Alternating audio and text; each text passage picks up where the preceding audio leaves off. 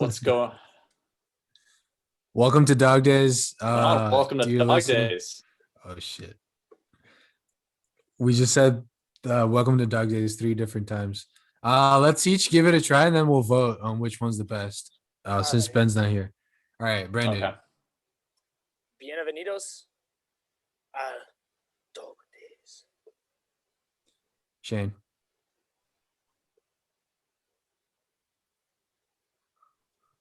All right, very good. Thank you. To Dog Days. All right. All right. Welcome to Dog Days. Thank you for tuning in.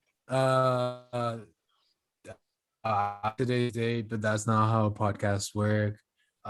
We have Brandon, Shane, and me here today. Ben's absent. What's your name, me? Jidu. There we go. And before we started recording, Shane and I were talking about because we haven't talked since the Euro Cup and the Copa America finals. I was about to say how weird this Brazilian team feels to root for, because like we don't really know what their deal is as a kid. So okay, let's go way back to the beginning. Brazil won 3 out of 4 World Cups between 1958 and 1970. So like we won 58, we won 62, and then we lost 66 to England in a bullshit. Like they pretty much paid the ref to win it at home. And then in 70, we won it again in Mexico. So then in 1970, everyone was like, Brazil is the biggest, Brazil is the best. Like no one can ever take Brazil's throne. And then to this day, like we are the country with the most World Cups. So then it just created this kind of like mentality that like we're the best always, which is definitely not the truth. Like we've had like some bullshit teams too, but it's weird. So then, okay, we go 24 years without winning between 70 and 94. And then everyone's like, this is the end of the world. Like we'll never win again. Brazil sucks. Italy was about to like pass us and like be the country with the most World Cups. But then in 4 we are champions again in the US. I think it was the final was in the Rose Bowl, I think. Oh, sick. Against Italy and the PKs. It was the first World Cup to be decided on the PKs. Wow. And we won with a very bureaucratic team. Like we played very ugly soccer. Like it was pretty much just like rough players and people just like fighting and anyway. So then we were like, okay, this is gonna be Brazil now. We're super like physical, not technical at all. And then in 98, we reached the finals with Ronaldo being like the best player in the team. So we go back to like, oh shit, no, we are the technical team. We are the team that like plays beautiful soccer. And then, okay, we keep doing that. And in 2002, we win again. So we go like, okay, now we definitely know what our personality is. 1994 was just an illusion. Let's just pretend that never happened. We've always played good soccer. And then 2006 comes. And in 2006, literally the best teams in the world were Barcelona, Real Madrid, Milan, and Inter Milan in 2006. And the best player in each of those teams was Brazilian and was in top shape. So like in 2006, everyone was like, it's the most obvious champion of any World Cup ever. When the World Cup started in Germany, everyone was like, we know who's gonna win. Like if you could go back to 2006 and visit the like bat parlors, pretty much like it was probably the biggest odds of anyone winning was Brazil. And then shit hits the fan and Zidane and Thierry Henry basically like destroy us, because our team was so full of themselves that they were careless and then they lost. And then Describe since careless, bro. bro, they were fat, they were out of shape, they were partying in Germany instead of like training. Yeah. So then, um, since the end of 2006, every Brazilian supporter, and I promise you this rant is about to end. From 2006 to today, every Brazilian supporter has been very ambivalent and confused about this team because we don't know what the personality is. Like, at the same time, we have this huge pressure that comes from winning almost 3 World Cups in a row with Pele, to going 24 years without winning, to playing beautiful soccer again. So then we don't know what to think, basically. And this team, like, doesn't give us anything to help us, like, understanding what's going on. It's very Neymar dependent. Brazil have never been a one-man team. So, like, we basically are that right now. I've got an idea. Anyway, for it's you, just bro. it's just really weird. Go You ahead. could like Brazil could just ceremoniously award Mbappe Brazilian citizenship, and then Neymar and Mbappe could play together on the Brazil national team. They didn't win the Champions League though, so how good are they together anyway? Yeah, Mbappe low-key hasn't looked too good recently, but that's true. Yeah, it's hard when you have that much pressure to perform. I feel like that really does start to weigh on a team, especially year after year, if you're just not quite reaching the level you have. And I feel like a lot of it must be mental or leadership or something, just because you look at the players that Brazil has. I mean, Neymar, Thiago Silva, Richarlison, Coutinho. I mean, they have a really good team. They should be at least in the semifinals of any tournament they're in. And then if you do that enough times, they're going to eventually go your way. But yeah. I don't know. I even what you said, just with Copa America, I thought Brazil was going to keep it really close with Argentina. And at times they did, but then Argentina pulled away, and I was like, well, that was It's kind just of underwhelming. Yeah. Argentina has Messi too, though, so it's like he didn't do anything. Yeah, not it's really. Still, No. It's still just It was him being there is a huge it was factor. bro, the thing is, we lack leadership. Like, I'm saying we, but I don't even like have too much empathy for the team. Like, I don't feel too connected to the team like as I once did, once upon a time in 2006. But there's no leadership. Like, you see, like with the Euro Cup final, Chiellini and Bonucci and even Chiesa, who's like an up and coming player who like is probably like 19 or 20. When shit hit the fan and they really needed to like pull some magic trick to be champions, they did it. Like, they went in, if not with technical skills and shit, they did it with heart, and they pretty much like fought for it. I don't see that in Brazil. Like, if Neymar is your biggest player and Neymar is the biggest like bitch that complains and moans and just rolls around on the floor, like, that's not the best sign that you have a team that's gonna resist like hardships. It's weird. And also, the team, did you watch the game, Shane? I did, yeah. They don't create plays. Like, if you get a random team from the Brazilian league, they create more plays than theoretically the best Brazilian players out there. Like, Yeah, that's I mean, crazy. it was essentially Neymar. I mean, from what it looked like to me, Neymar was kind of doing all the creating and stuff, and it just beyond him, it wasn't enough from the rest of the group. And again, like, there's good players on that team, so there isn't really much of an excuse for them not to be creating their own chances, because it can't just be Neymar. It was like what part of France's problem was, they were way too dependent on Mbappe, and Mbappe has had a kind of a cold streak recently. So as a result, that they got upset by Switzerland. You can't just depend on one guy in this sport.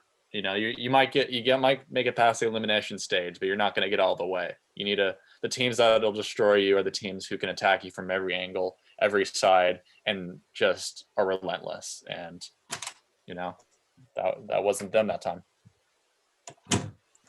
I am looking up though. You have good news. I just saw that.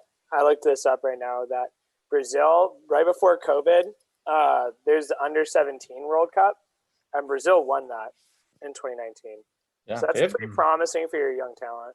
And Brazil always, for the most part, normally has some very good young players. They've been consistently good for a while now, even if they're not at the level they should be. It's just it's a matter of finding that leader to take them to that next level. I don't know if it's a leader issue. I don't know if it's a coach issue or what it is. Have they had the same coach for a while? Do you know? Since 2016, I want to say. That's the longest. 16. That's the longest we've had a manager. For a bit, because usually if they lose in the World Cup, they get sacked. So it's a good sign. It's a good sign that they're keeping people now. It does bring some stability, especially when it comes to like choosing the players and finding a system. It's just, but then at the same time, if you're stuck in without changing things, then that can also be bad. Flip of the coin there. Do you like a guy named Gabriel Veron? Yeah. He's a very promising young player. Like, he's the most valuable player in South America right now. He's one of those guys where if he played all games in the season, he would for sure be sold to like Barcelona, like next season, or Chelsea. Okay. But he or Manchester United. Yeah, but he keeps getting hurt. He's only like 18, so it's all good.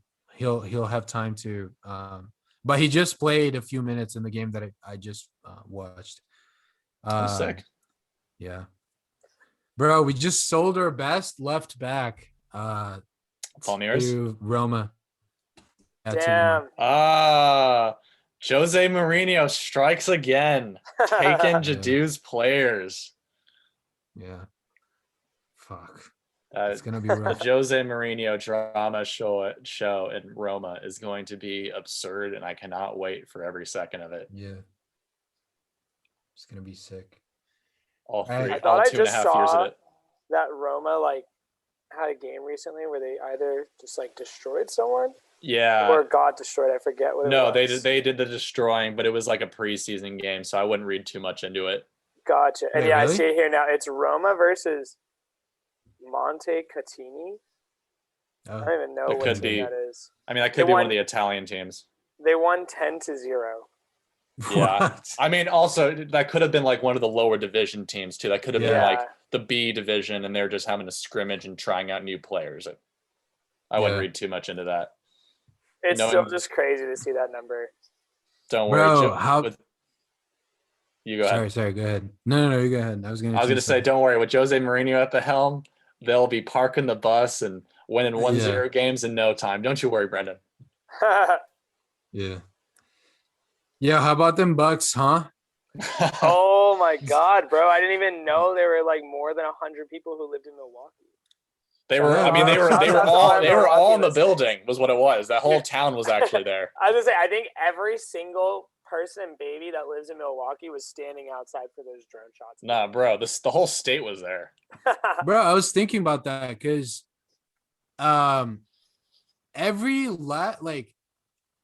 I can't think of any recent NBA champions who come from as small of a city as I imagine Milwaukee to be. Because Toronto's big, LA's big, of course. San Francisco, Oakland. I mean, San Francisco is actually Cleveland? not the biggest. San Francisco is less than 1 million. Yeah, but the Bay What? Area is huge. And The there's Bay Area is Warriors, huge, but San there's Francisco Warriors, itself but- is not. But the San Warriors Francisco has fan less than base- 1 million people. Yep, This- it's very compact. Lots of people Yeah, in a but small area. Huh? Jadu, you gotta understand though, San Francisco, like the lines are drawn so that it's just a really small like area, and then the rest of the Bay Area in total is like Suburbs of San millions of Francisco and people. Oakland. Yeah. So So Bay Area and most big. and most of those Bay Area people are all Warriors fans, so it's still like a massive fan base. Yeah. yeah. How about Cleveland? Is Cleveland big? I have no idea. Cleveland's a decently sized, yeah. Okay. Yeah. So Milwaukee is definitely the smallest Yeah. city to win the NBA in a while. That's crazy. Yeah. Actually, Cleveland only has about 400,000 people. Damn, that's Where- smaller than my city. Actually, Milwaukee's almost twice the size as Cleveland.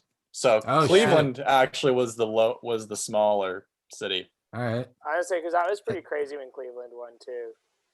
Like it was a big deal. Yeah, I think we kind of take that for granted, but But is Cleveland more like industrialized or more like in touch than Milwaukee? It's- Because I feel like Milwaukee's in the middle of nowhere. I have no idea. They're all in that Midwest kind of area, and like near like the Great Lakes, off of like Yeah, Lake Michigan.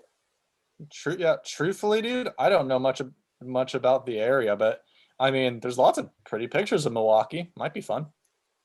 No, yeah, definitely. Dude, there's a lot of beer there. I think Yeah, that's it's a where lot- Bud Light was started. I mean, Milwaukee Brewers, that is their baseball team. Yeah, true. Oh shit, is that? Oh, That's I, such I, a- thought- it's okay, Jadu. I actually just made that connection 2 seconds ago as well. So we're It good. makes the name so much cooler when you know that. It does, yeah. I thought I was like, oh, the baseball team liked beer. Like I wasn't sure why they. bro, that's cool. true. I thought maybe like there was some random animal in like the fucking Sahara Desert that was called the brewer, and Oh, that's why. I was But no, assuming they were maybe like, it is. I was assuming they were all at a bar and they're like, what do we name the team in Milwaukee? What do we do? Can we get a round of beer, please? Thank you. Wait. Either that, Brewers. Who knows? bro. I still think it's Batty either McFatface would be the best name for a baseball team. Yeah.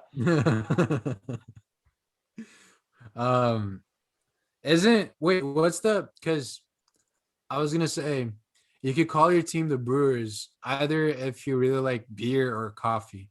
What's the biggest coffee city in the US? Well, Ooh, Starbucks yeah. was founded in Seattle. Yeah. Seattle's up there. I think Portland, isn't it? Portland probably. It just Portland probably seems like gets it would into be. the I've- niche end yeah. of it. I'm sure New York, sounds like it'd be.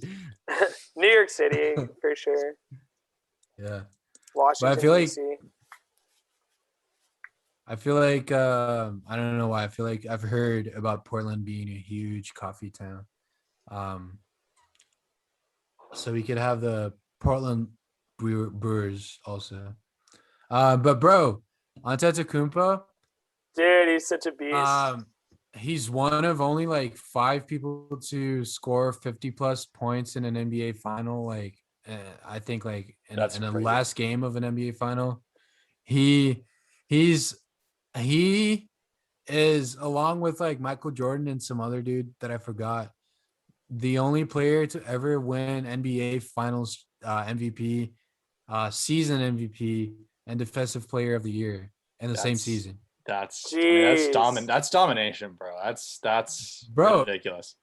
He's just their Cristiano Ronaldo of basketball. He's just like, he has the potential to like be that beast for like 10 years if he wants. Is he the new LeBron James dominating the league? Yeah. And they've Yeah, said true. that in the past that like they draw comparisons to Giannis and LeBron, and it's like people hate on any argument against LeBron being a GOAT, but Giannis has an opportunity. I talked to someone recently. I was like, what does Giannis need to do to be the GOAT, besides win this year? And I forget what they said. I think they said win like 4 more championships and like 4 more MVPs or something. Well, he's off to a good start on that. Yeah. I mean, I'm pretty sure LeBron only has 3 championships, right? Yeah, he lost a bunch. Yeah, Miami, Cleveland, LA. Yeah. That's sick. Bro, Yeah. the fact that he got 3 for 3 different teams in 3 different cities is very cool. It's Shane and like I were I'm so good. I can like play a season in each team, and I'll be like a title contender, like, and it's just crazy, bro, Yeah. a niche team like Tampa Bay. bro. Yeah. Also, that guy is just insane. Like people like here, like serious sports journalists in Brazil were saying like, fuck, what's his name? I just blanked. Tom Brady. Yeah, Tom Brady is like the biggest and best like collective sports player of all time. Ooh, that's tough. Yeah. Oh, Like when think you put about it, all because the like sports together. Yeah, like who the most all the dominant collective in their sports, respective sports? Who would not be individual sports, not individual sports. We're not talking like golf, swimming, like athletics, anything like that. We're talking strictly like collective sports: baseball, basketball, soccer, volleyball, handball, anything. Like obviously you're gonna think about Michael Jordan, Pele, Maradona, um, Tom Brady. I mean, there's not many more. Yeah. I mean, I would argue, Tiger Woods could be thrown on that list. Wayne Gretzky could be thrown on that list. I mean, Golf's not collective. What do you mean by collective? What do you mean? I don't really understand what you mean. Sports are playing teams. Oh, not individual sports. Oh, because Yeah. I mean that limits it completely. Oh, that limits it considerably. Okay. Yeah. So like if you think about team sports, Tom Brady is the best team sports player of all time. Yeah, I mean, if you take like American football, it's Tom Brady. If you take hockey, I'd say Wayne Gretzky. If you take basketball, I'd still say Michael Jordan. And if you take baseball, I don't know, bro. Barry Bonds. Just kidding. Who would be the best baseball player of all time in baseball? Is there a good? I mean, Cy Young. Literally. Bobby Bonilla. Bobby Bonilla. Bobby Bonilla. Where did he? I've never heard that name before. That's so crazy. He retired like 10 years ago, and he's been paid $1 million by the Mets for the past like 10 years, and is going to continue to be paid by the Mets for another 20 years because they bought out his contract, and it's the most genius financial decision to ever be made. That's so funny. I know, and now I know who you're talking about, and that's so crazy. Like, literally, this man doesn't even play. Didn't he like stop playing like pretty much as soon as they bought out the contract too? Or they like cut him after like buying him for like a 30-year contract. Yeah, something like that. I've literally watched maybe like one full baseball game in my life. But the top players that come to mind whenever I think about baseball are Babe Ruth and who's Lou that Gehrig. guy? No, the other one. The one that people actually say is the best of all time. Derek Jeter. No. Fuck. A-Rod. God damn it. No. Was it a long name? Hold on. Now I have to figure this out or else I won't be able to sleep. Yeah, but anyway, we can talk about it more. But yeah, it's interesting how there's not really like an undisputed GOAT in baseball as compared to like other sports. I guess it was all Babe Ruth that I was thinking about. But yeah, think about it. Come back to me next week with who your pick for best team sports player of all time is. Listeners, you're not gonna think of anyone besides Tom Brady. He's just the GOAT. I looked up some of the players we mentioned earlier and how many championships they won. What's interesting is Tom Brady has won 6, which is tied with Michael Jordan with 6 as well. So if you're going purely off of championships and carrying the team, you could actually make a fair argument for either of them, really. If Tom Brady wins another one, then undisputed. But I think in terms of, you could make a case that it really could be either of them, just purely based on number of championships. My argument for Tom Brady, though, like we were talking about even the other day, Shane, is that like Michael Jordan played basketball, dominated from the very beginning, but so did Tom Brady.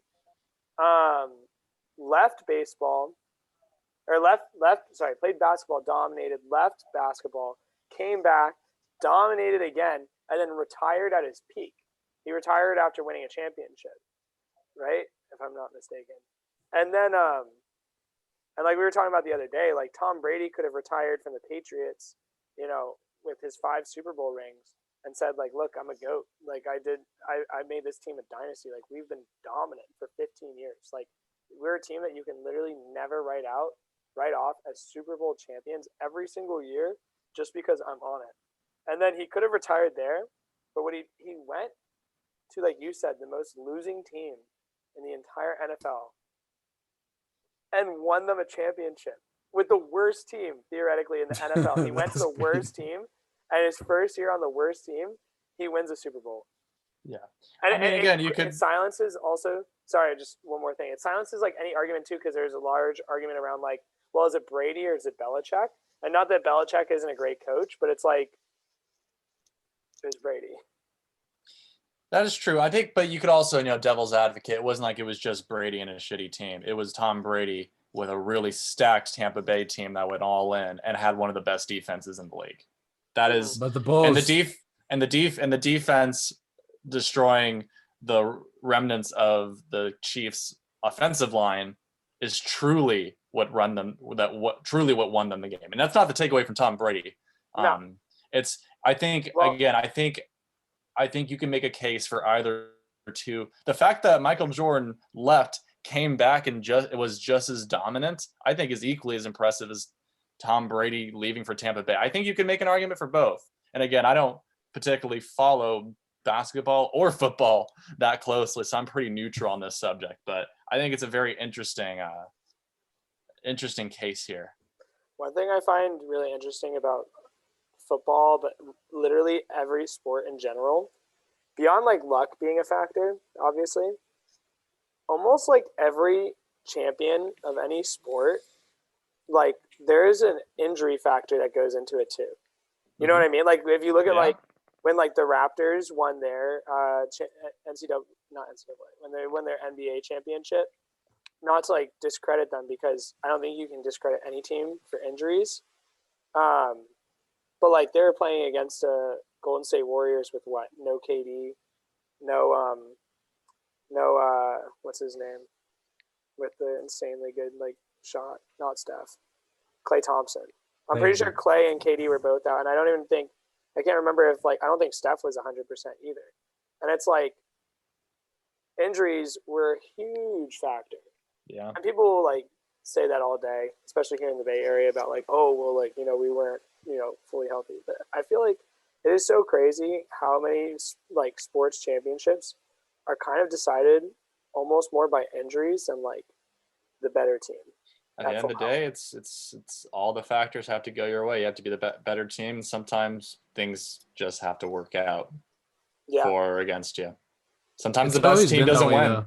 Yeah. Yeah. It's always been that way. Like in 1962, Brazil won despite Pelé getting hurt in the very first game. Like that was so long ago that there were no red or yellow cards.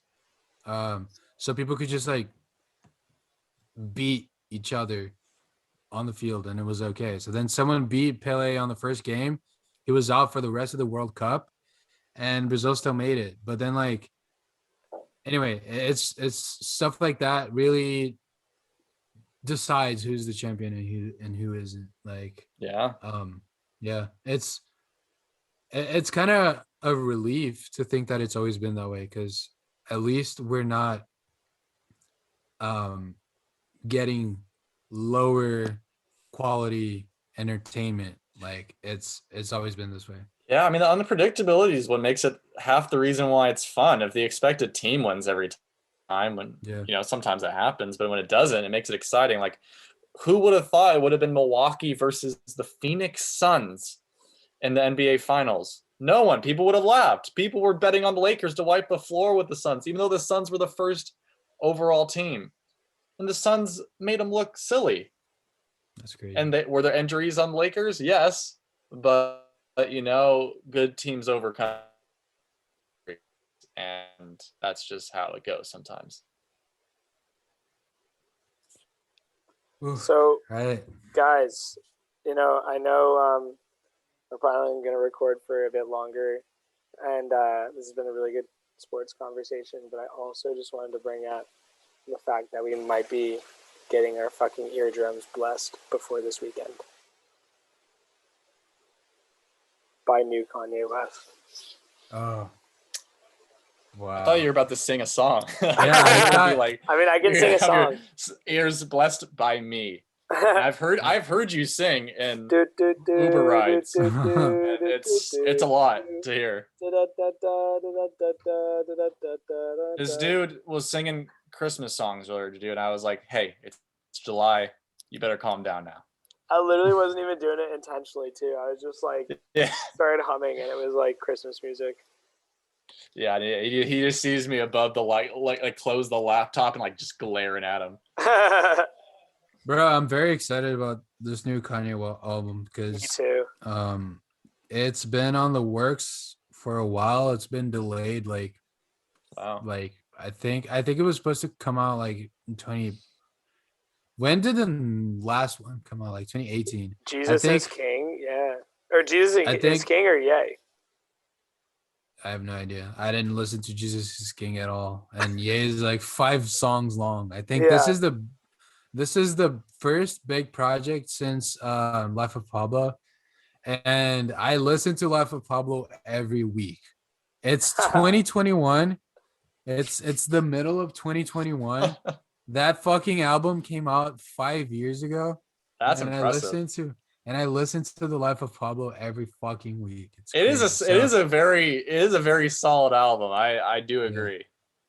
That's the only album of his actually I've listened all the way through. I do need to expand. I know it. How dare I be a fan of music and not listen to his stuff? But listen to Yeezus also. Shane, you have to listen to. Okay, this is not gonna take long.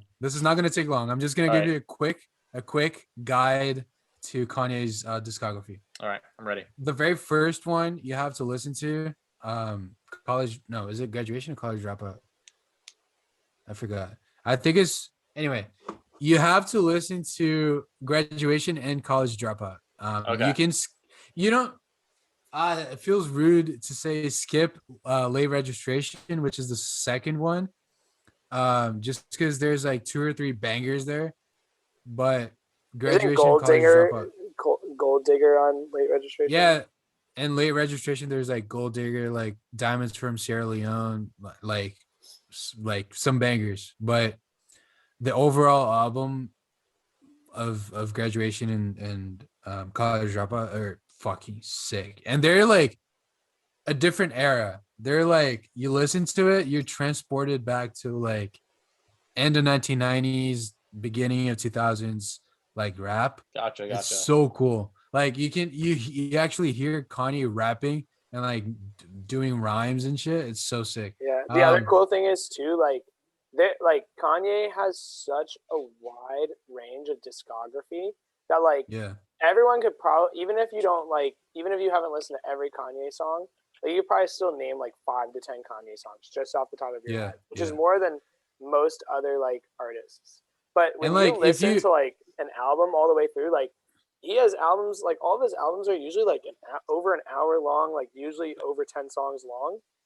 So there's just so many songs out there that are just absolute gems, but they're still low key because they're like on early albums and they wouldn't necessarily get radio time or like be played at like a bar or a club, but they're just like, that's cool. Yeah. It's sick. Well, Like I the like very artists like that, so that's good. yeah, those first albums are very rhythmic, very like instrumental, like gritty. They're very like ambitious in an organic way. It's interesting. Okay. To comment on what Brendan said first, before I forget it, if you compare Kanye's discography to like someone like Drake, Drake's shit all sounds.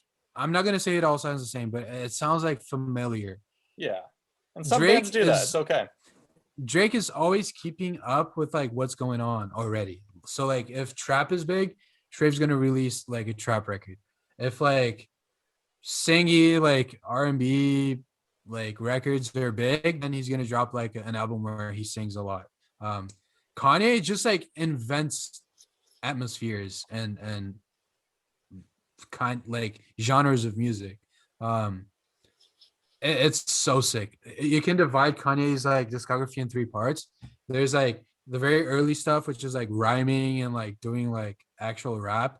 Second part is him discovering autotune and playing with it and basically making his voice an instrument. Like he was the first guy to like make basically like psychedelic rap, pretty much. Like, it's just so sick. And then the third part of his career is just complete like avant-garde shit. So is this like, does that third stage start with Life of Pablo, or is that like before? I think Yeezus kind of starts it because it's very like what the fuck is going on? Like Bound 2. Bound 2 is pretty much like a Bound 2 is a Bound 2 is like a Picasso painting. Like Bound 2 makes no sense. It's like it's four different things at once. But anyway, I'm gonna get back to the albums now. Okay, I'm done with the first phase. You should listen to Graduation and College Dropout. Second phase. Phase 2. Fucking Beautiful Dark Twisted Fantasy is the best album of Kanye and of the 21st century. I've heard good things about it. All right. Yeah, and it's all like Kanye doing songs with like Bon Iver and like really interesting, really interesting layering, and really interesting like really just songwriting. It could be like My Beautiful Dark Twisted Fantasy could be like a Rolling Stones album and no one would think twice about it. It's crazy. All right, cool. Also, 808s and Heartbreaks is just dope. Like you can find videos on YouTube of like trappers like Travis Scott and Trippie Redd and Juice WRLD all praising 808s and Heartbreaks as like the first time they fell in love with music, because like 808s and Heartbreaks invented trap. It's insane. Wow. The guy was like 10 years ahead of his time. And then of course for the third phase, you cannot skip Life of Pablo because it's also a masterpiece. All right. It's insane. Fade is a banger. I need is fade. Yeah. Have you seen the video clip? Have you seen the video clip, bro? No more parties in LA. I've not seen the video, but I'll get on that. All right, all right. It's very sexual. It's very sexual. Yo, guys, I have a serious question. Are we gonna get an actual, a real life, like, honestly, get yourself back on your feet. Let's get it on. Let's get it on. Get yourself I hope not. on your feet. Let's get it on. Scoop-a-dee whoop. Scoop-de-poop-de-poop. Honestly, like, I hope we get an actual version of that song. I actually listened to that when it dropped, like, because I think that was like I was listening to Life of Pablo. So I was like, oh, I wonder what his new song is. And I was like, what the fuck? Dude, it's so frustrating too because that like instrumental went so hard. It's so good. Yeah, so good. The first 2/3 of that are incredible. I mean, I'm like, bro, why did you need to do that? Why was it your single? Like, why not have that in the album? Because in the album it's pretty funny. As a single, it's a weird choice, but you know, it did get him attention, which was, I'm sure, helped the album. So if anything, good for him. we were He's saying very good at that sort of stuff. we were saying last weekend, like Kanye West obviously has a lot going on upstairs, and so I think like with Yeezus and Life of Pablo, it was like when people were like, "Yo, Kanye is like a little bit crazy, but like he makes good music, you know? Like he makes good music, but he also goes on Twitter and like just starts tweeting like the craziest things you've ever seen." You're like, maybe like it's kind of just like hype for the album. Like maybe he's a little off, but he's not like it's also kind of like embellished, you know? And then I think after Life of Pablo, when like Poop D Scoop came out and like Ye dropped and some other things happened, like I think that's when people were like, oh, like Kanye West might actually really, really have some stuff going on. And so like honestly, if this album is an absolute just banger, like, you know, up there with like Life of Pablo and Yeezus and like his others, I think it's gonna be like a huge comeback for him, honestly. Like it's gonna be like kind of insane to see, because not that like Jesus is King was bad and not that Ye was bad. Like the songs on Ye are all good, but there's only like you said, you do like 5 or 6 of them. And the first one is like I killed my wife yesterday. And like it's kind of weird. And then Jesus is King is just not, it's a gospel album, so it's very different, you know. I don't think it's like what people are used to. But Jacob Gaytan actually made a really good point one time when he's like, bro, Kanye has the whole fucking world listening to a gospel album. That's pretty special. I'm like, yeah, that's true. He's a big enough name. He could make a Swedish death metal album. That could be what it is, and people would be like, you know, into it, because it probably would be really, really good. He is like genuinely a very talented musician, even though I think his personality is wacky, but we gotta respect the art. So Jadu, by the way, I love the fact that I could see how passionate you are about his music. Just every time you talk about it, it's pretty awesome. Yeah. I like saying that. I'm truly in awe of him as an artist. Like he really inspires me. Like it's the same thing with Travis. Travis has made me like such a huge fan of trap, and he's like made me, it's basically how people who like lived when the Beatles were big, or when like Guns N' Roses were big, or when like all these different geniuses of music, when you're living in the same time that they're making music and you get to like listen to the same song by them 550, 500 times, and then they come up with new music next week, bro, it's just like a privilege. It's sick. Like literally, as I said, like I listen to Kanye's shit like every week. Like I'm not even trying. I believe you.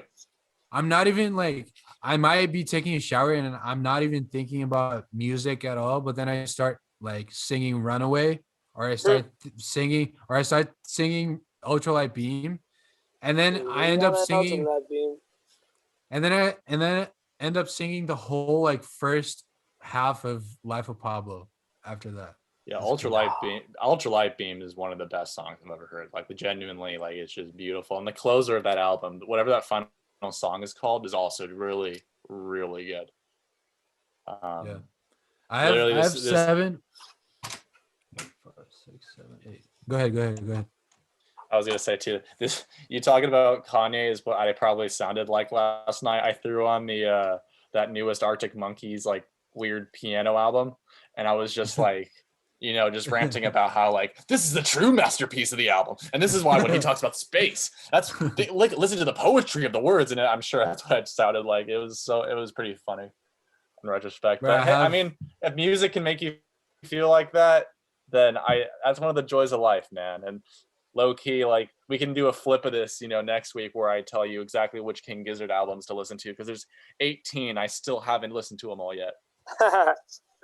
Bro, that's crazy. We'd have to have like a 4 episodes like dedicated to like King Gizzard reviews, and I'm here for bro, it. I wanted, if you guys are down, if you guys are down, we can do like, I don't know how we translate that into podcast format, but we could do something like we make a playlist of a set number of songs that we want to show the other people. So then like That'd be I sick. prepare like a 10-song playlist of like shit that really speaks to me that I don't know if you guys like are all like into. I don't know. And then I I play it love to that. you, and then you three do the same. Like it'd be sick. Yeah, that way I'd be cool. we I think it'd be could. cool too for whoever's listening to us, Yeah, so that they have yeah, new stuff they can listen to as well. And I think I also am always looking for new stuff to listen to. And it's about time Dog Days brought the music back into the yeah, show. It's been too long, and we talk about music occasionally, but I'd love to make it a more focused thing. So stay tuned for more of that. I think we have a cool ideas ahead. I think this will be fun. But yeah. with that said, I think it's about time we're going to close out here. Thank you so much for taking the time to listen to us today. My name is Shane, and before we go, fun fact about the top coffee cities: New York's number 1, Seattle's number 2, and San Francisco is number 3. So do with that what you will. I'm gonna go grab a cup of coffee after this. Cisco. My name is Ben Brendan.